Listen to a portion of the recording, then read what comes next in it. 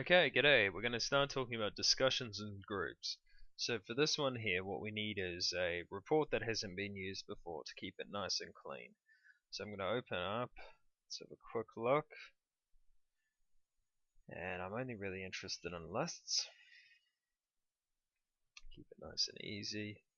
Okay, so first thing, because of what we knew about earlier, remember that we can go into any of these, click in there, and we can see if there's any existing discussions.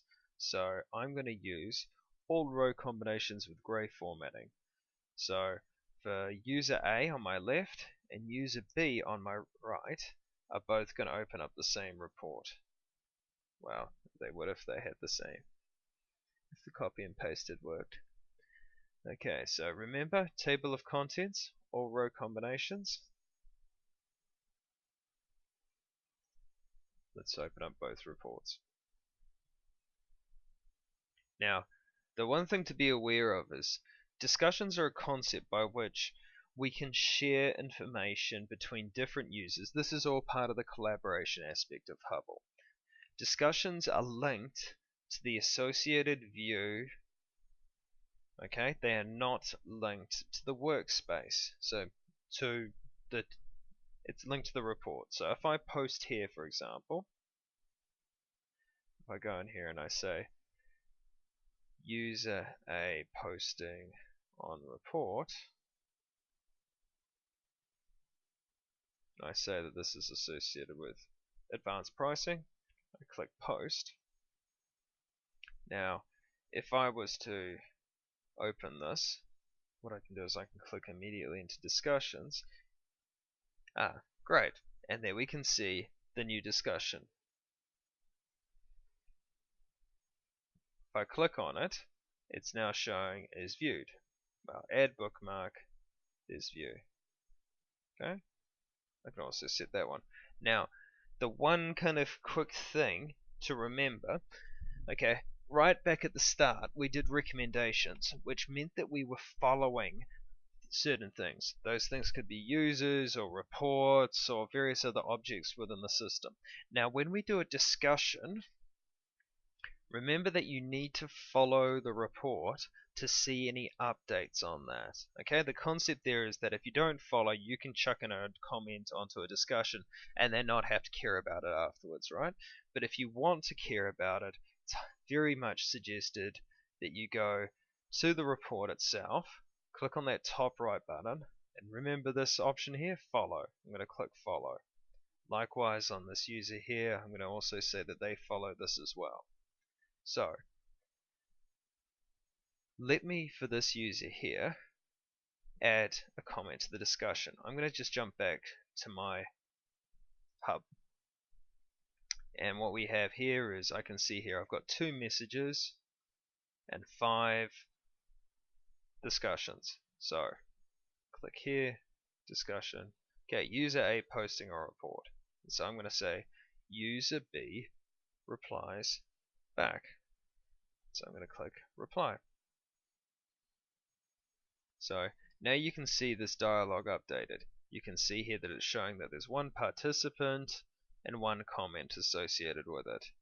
Now, one of the things that just I'll bring up in the concept is the context of this video is that Hubble in some ways, its refresh is not as great as what you'd want it to be. So right now you can see here that I've posted on this report, but over on the left here you can see that I've got 2 messages, 5 discussions, and hence my discussion badge is only showing 7. Now I'm going to have to manually refresh this in order to be able to get that to update so it can show me the correct count. So 2 messages, 5. Okay, I would have thought that I would have had an update on it. Ah, wait a minute, sorry. There we go. Okay, let's click into this.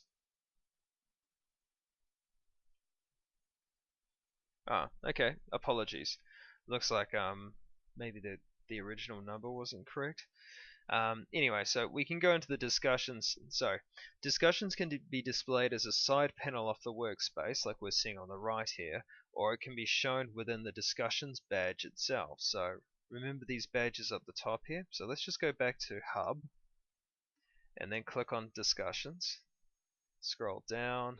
You can see the various kinds of discussions that are available to me at this point in time. So you've also got personal messages included in this, by the way. So let me click on View All, and we can see what's currently. Let me just move that across so I can see a little bit more on the screen there.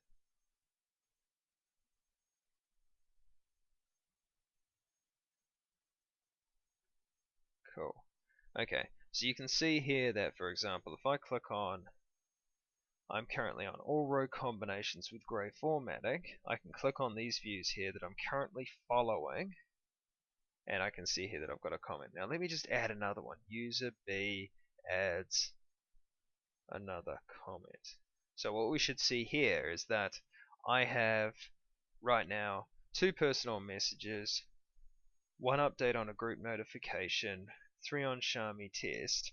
Now if I go and click this, what should happen is that I should get 1 kind of comment here. You notice how it doesn't update? You have to sometimes refresh on the browser. So if I refresh that, you see here that I'm going to print screen that because that's kind of annoying. There we go, cool. Okay, that I now have a comment here indicating that I have 2, 3, 6, 7 things that I haven't seen, hence the discussion being updated. So if I click there, I can now see view all 2 comments, and there's my comments there.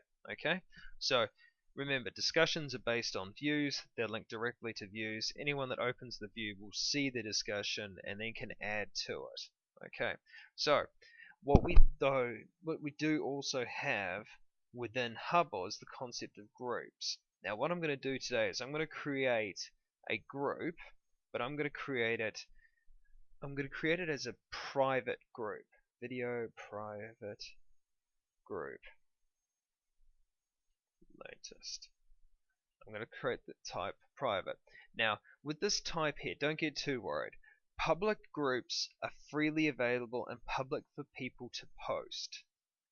Private groups are freely viewable, but they are not public to post. You have to request to be able to post.